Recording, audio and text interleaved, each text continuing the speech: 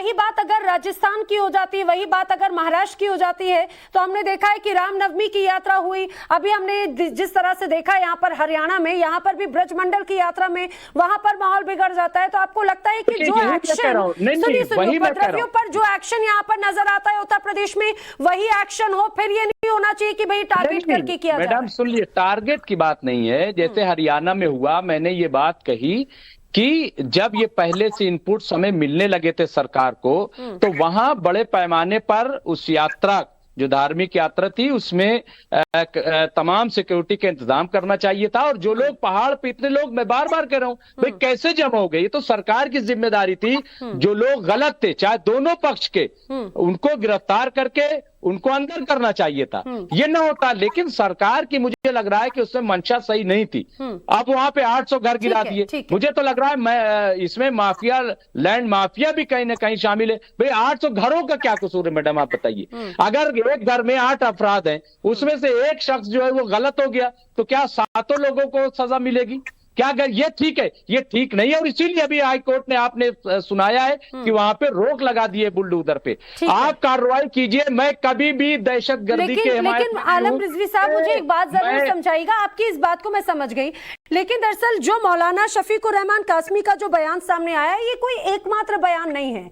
इसके अलावा भी ऐसी लंबी फहरिस्त है। जब बार बार ये बात कही जाती है कि भाई अब तो महाभारत होके रहेगी, बार बार कभी मंदिर के नाम पर सियासत होती है, कभी इस तरह की बयानबाजियां होती है, और बार बार इस तरह से भड़काऊ बयान आ जाते हैं, कभी यूपी से, कभी महाराष्ट्र से, कभी मध्य प्रदेश से, कभी राजस्थान से। ऐसा क्यों होता है बार बार? ऐसा इसलिए होता है क्योंकि महाराष्ट्र में 4-4 महीना, 5-5 महीना की पूरी मुस्लिम मुखालिफ यात्राएं निकाली जाती हैं। वहां पे आप देखिए क्या हुआ। इसके अलावा ऐसा इसलिए होता है क्योंकि उत्तराखंड में जब मुसलमानों को खुल्लम खुल्ला भगाया जाता है। ऐसा इसलिए होता है कि जब हिमाचल प्रदेश में 30 दिन का टाइम दे दिया जाता है कि मुसलमान जो है वो छोड़ दें हिमाचल प्रदेश को।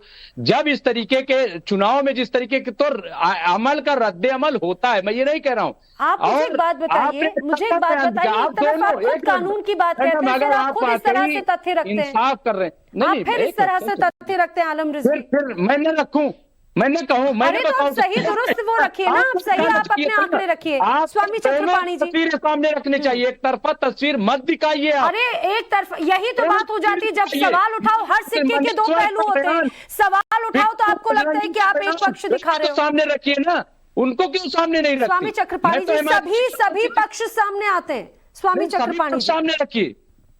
नैना जी देखिए, एक तो मैं जब भी बोलता हूँ मेरे बीच में बोल के मेरे को रोक देते हैं लोग, जबकि ये बोलते हैं मुमताज भाई साहब, तो मैं खुद सुनता रहता हूँ। तो मैं एक अच्छा श्रोता हूँ, मुमताज जी कृपा करिए।